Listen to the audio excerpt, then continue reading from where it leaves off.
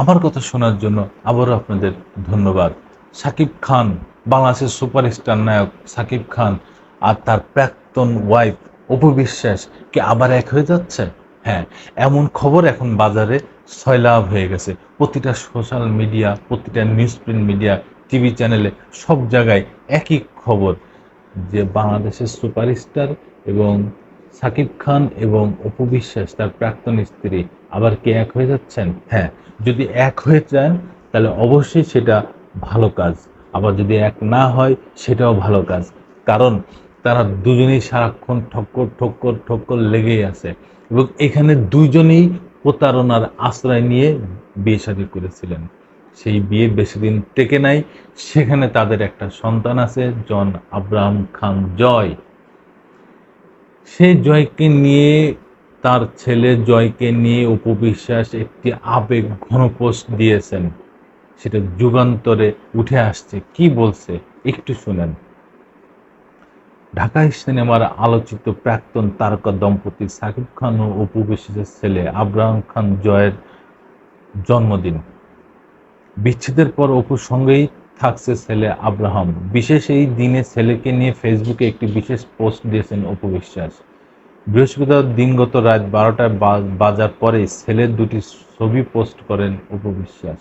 পোস্টের শুরুতেই ছেলেকে জন্মদিনের শুভেচ্ছা জানিয়ে অপু বিশ্বাস লিখেছেন, শুভ জন্মদিন আমার প্রাণের ধন আব্রাহাম খান জয়।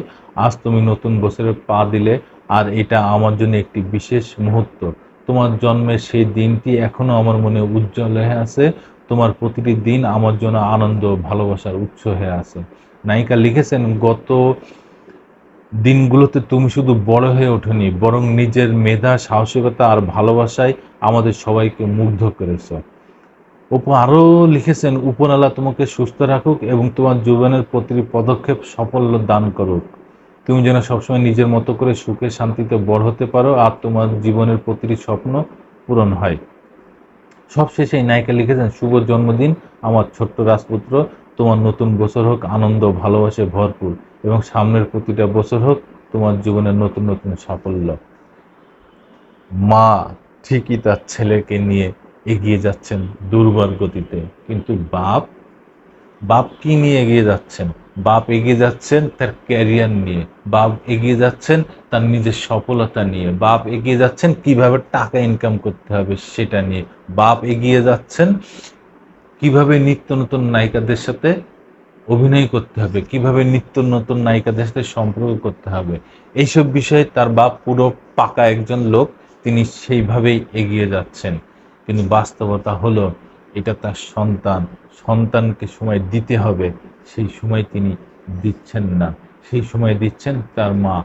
এতে তার বাপের উপরে তার কেমন একটা রিয়াকশন তৈরি হয় সেটা সামনে জানা যাবে, দেখা যাবে, বোঝা যাবে।